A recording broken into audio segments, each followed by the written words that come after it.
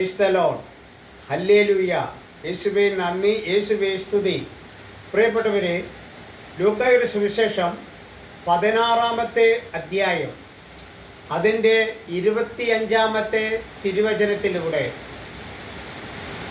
യേശുക്രിസ്തു പറയുന്ന സ്വർഗത്തെയും നരകത്തെയും കുറിച്ചുള്ള വളരെ സുപ്രധാനമായ ഒരു ഉപമയുണ്ട്. അതിൽ അബ്രഹാം ഈ ധനികനോട് പറയുകയാണ്, മകനെ, നീ ഭൂമിയിൽ ജീവിച്ചിരിക്കുന്ന കാലത്ത് വളരെ സുഖലോലുപതയിലായിരുന്നു.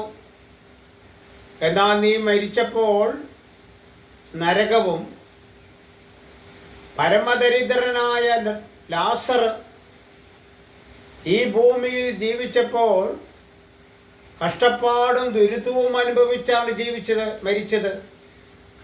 ഇപ്പോൾ അവൻ സ്വർഗത്തിലുമാണ്. പ്രിയപ്പെട്ടവരെ, സമ്പത്ത് ഒരു വ്യക്തിക്ക് കടന്നു വരുമ്പോൾ അവനൊരിക്കലും നരകത്തിൽ പോകില്ല.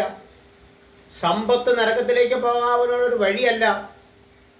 എന്നാൽ മറിച്ച് ദൈവം നിനക്ക് സമ്പത്ത് ഏൽപ്പിച്ചു തന്നാൽ നിന്റെ ചുറ്റുപാടുമുള്ള ആളുകൾക്ക് അവൻ്റെ കഷ്ടതകൾക്ക്, വേദനകൾക്ക് ഒരു പരിഹാരമെന്ന നിലയിൽ നിന്നെ ഏൽപ്പിച്ച സമ്പത്ത് അതിൻ്റെ ഒരു ചെറിയൊരു ഭാഗം മറ്റുള്ളവർക്ക് പങ്കുവെക്കുന്നില്ലെങ്കിൽ ഈ സമ്പത്ത് മൂലം നീ നരകത്തിൽ പോകും.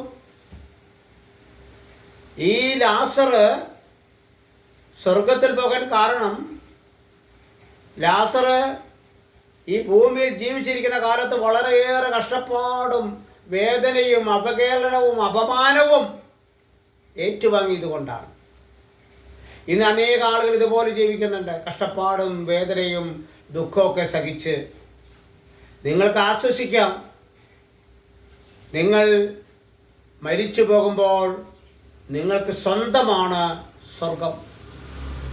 എന്നാൽ ധനവാൻ ലാസറെ ഒരിക്കലും ചീത്ത പറയുകയോ കളിയാക്കുകയോ മർദ്ദിക്കുകയോ അപമാനിക്കുകയോ ചെയ്തിട്ടില്ല. മറിച്ച് സ്വന്തം കാര്യം മാത്രം നോക്കി ജീവിച്ചു. ഇനി അനേകം പേര് സ്വന്തം കാര്യം മാത്രം നോക്കി ജീവിച്ച് മറ്റുള്ളവരുടെ കഷ്ടതകൾക്ക് നേരെ കണ്ണടയ്ക്കുന്നുവെങ്കിൽ നീ ദൈവത്തിൽ നിന്ന് അകലെയാണ്, നീ നരകത്തിൻ്റെ അവകാശിയാകും. Praise the Lord. ഹല്ലേലൂയ. യേശുവേ നന്ദി.